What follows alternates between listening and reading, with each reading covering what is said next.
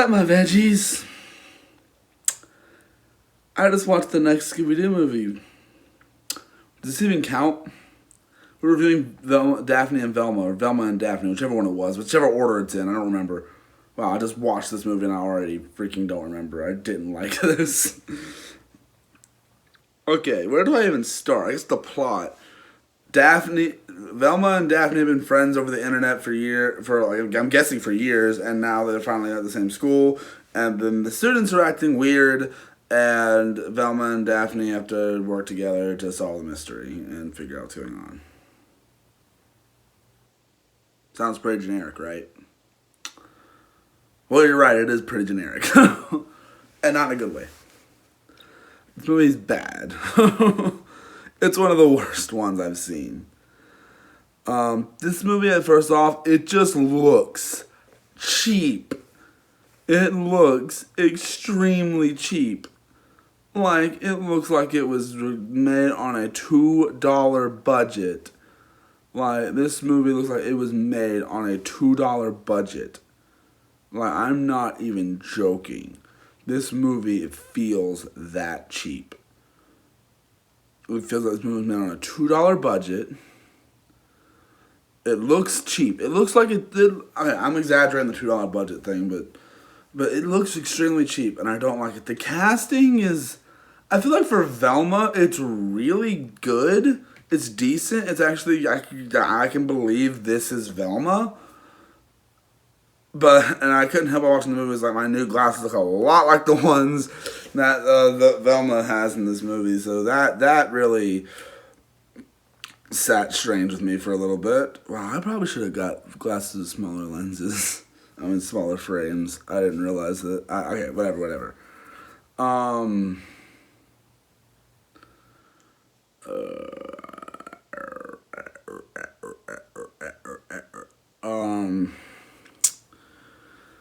The casting for Daphne, though, is bad. Not to say the actress did terrible, but this isn't Daphne. For some reason, the guy that played the janitor from Sweet Life of Zack and Cody is in this as Daphne's dad. And I didn't recognize any of the other actors, so I'm just pointing that out. I think the person that plays Velma is the girl from that TV show I Didn't Do It. Don't quote me on that, but I think it's her. It probably isn't, but they look very similar.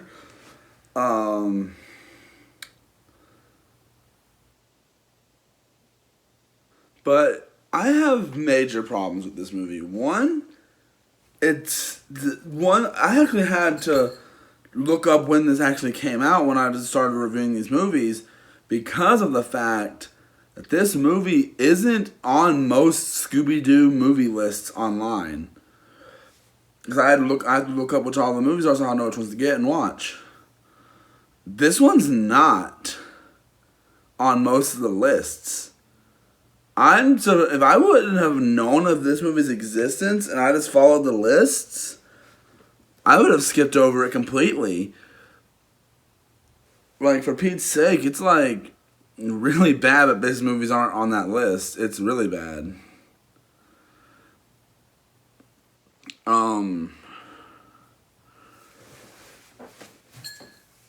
It just doesn't fit Scooby-Doo, and there's no Scooby. I thought that, there might be spoilers thrown here and there, I'm sorry.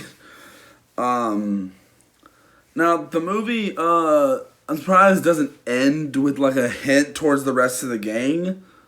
Like, you can argue the ending has a hint to someone else of the gang, like maybe Fred or something, but no. There was a joke in the movie that Velma says she really likes dogs really like her or something like that. That's not okay. One thing I really don't like about this movie is the big high tech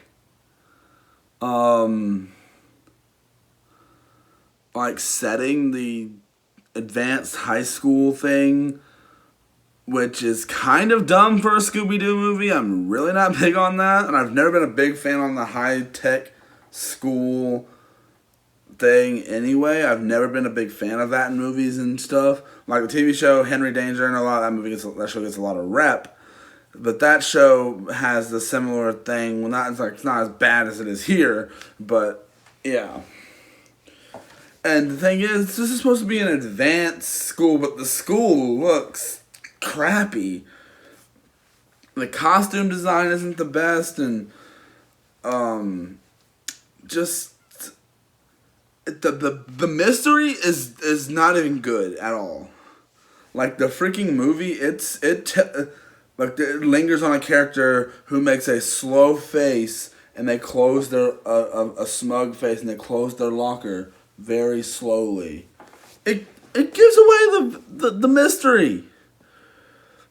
Like, yeah, I know Scooby-Doo mysteries aren't really super complex and everything, but no, they didn't even try here. Oh my gosh, I look like Velma. I just realized that. Okay, whatever. This movie's just not good. Like, it's actually bad. So, just gonna go ahead and say that now. This movie is bad. So, if you're planning on watching this thing, I'd recommend not doing that.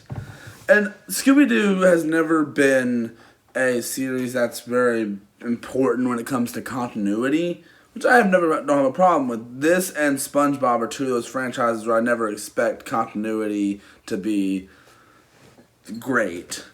But for Pete's sake, you keep doing their origin story again and again and again. We don't need their origin story this many times.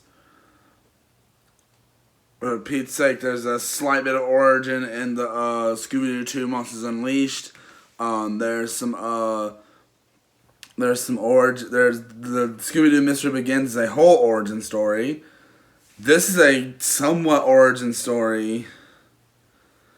And this movie even has some, it's a lesson about social media messing with kids and stuff, but the thing is, it's not executed well. It's executed very poorly. It's just not done well. This movie's not good. It's not. I don't even know what else to say. It's not good. It's bad. It's pretty bad. It's actually really bad. Like, I'm not even trying to lie to you. It's bad. Like, oh my goodness. Like, let's hope their Scooby-Doo's next attempt on an origin is better. Please be good. I know I still have a few more movies to get to before I get to you, but please be good when I get to you. Please don't let the critics and all the reviews be right. I still have hope this is gonna be good. Okay, I'm just gonna set you back over here. But yeah, this movie's not good. It's just such a boring plot. Like, the whole tech thing, I don't like the whole tech thing. I don't feel like that should be something in a Scooby-Doo movie like this. It's executed so poorly. Not animated, this is shot badly, I can say that this way. It doesn't look good, it looks cheap. This is a direct-to-DVD movie, but for Pete's sake, why do we need this many live-action Scooby-Doo interpretations? There are 3 now. 3. In total, there are 5 live-action Scooby-Doo movies. And 2 of them are garbage. Like, this is just... I don't know. Why have a Scooby-Doo movie without Scooby in it? Like, for Pete's sake, the last live-action Scooby-Doo movie I reviewed, you made me hate Scooby. And in this one, you completely took them out. Like, what the heck is up with that? This movie gets a solid, gets a, I don't even know how to rate it. I don't want to give it a 1.5. That was my thought. A 2 might be too high, though. Like, it's probably the second worst. I think this is probably the second worst one. So yeah, this gets a 1.5. I hope that doesn't contradict what I said for Curse of the Light Monster. I still think that's worse. But if I'm counteracting what I said, I'm sorry. But I think Curse of the Light Monster is worse. This is the second worst one in the whole series, I think. At least I think it is. Now, just a few more, and I can review you. My goodness, this came out months ago, and I still haven't seen it. But next one that we have to review is Scooby-Doo and the Gourmet Ghost. Please be good. I need it after this. This and the Lego Beach Blowout, those were both terrible. They were not terrible, they're both bad, I'll just say that. So, you gave us some good with the Batman, the Brave, and the Bold one. But, come on, let the Gourmet Ghost be good. I think it's this one, then just 2 more. Then we can, I believe it's this, then Curse of the 13th Ghost, and then Return to Zombie Island, and then this, and then that new Halloween one that just came out.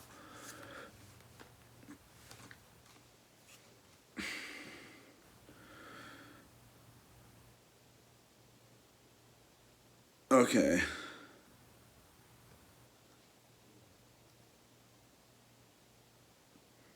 Alright. I'll see you guys in the next one. Bye.